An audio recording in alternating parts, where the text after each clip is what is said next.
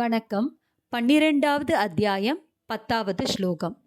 அப்யாசேப்ய சமர்த்தோசி மத்கர்ம பரமோ பவ மதர்த்தமபி கர்மாணி குர்வன் சித்திமவாப்ஸ்யசி.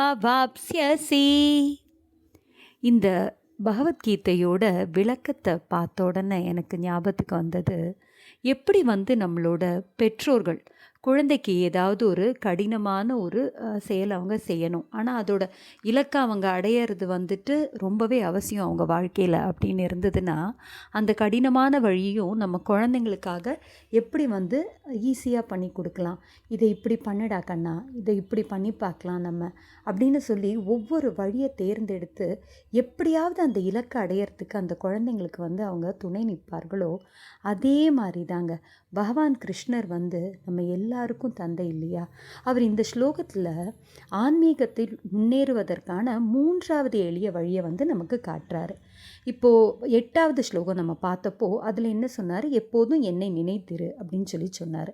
9வது ஸ்லோகத்தில் தினமும் அதை பயிற்சி செய் அப்படின்னு சொன்னார். ஆனால் இப்போ 10வது ஸ்லோகத்தில் அதுவும் உன்னால் முடியலையா, எனக்காக நல்ல செயல்களை செய் அப்படின்னு சொல்கிறாரு.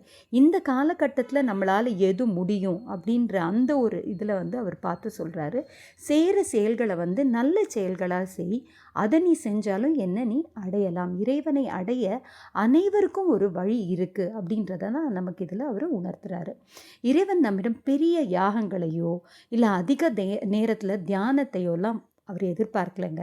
அவர் எதிர்பார்க்கறது அன்பான மனம், நேர்மையான செயல், பிறருக்கு உதவும் குணம், கடமையை சிறப்பாக செய்வது.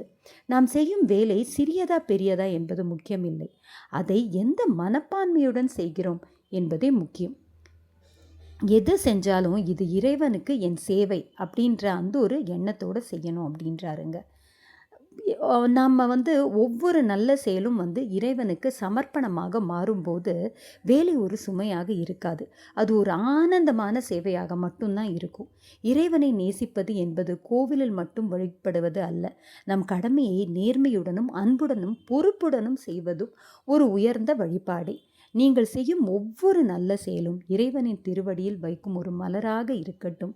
செயலை மாற்ற வேண்டியதில்லை, அதை செய்யும் மனப்பான்மையை இறைவனுக்கு அர்ப்பணிப்பாக மாற்றினால் வாழ்க்கை முழுவதும் பக்தி நிறைந்த பயணமாக மாறும். நன்றி.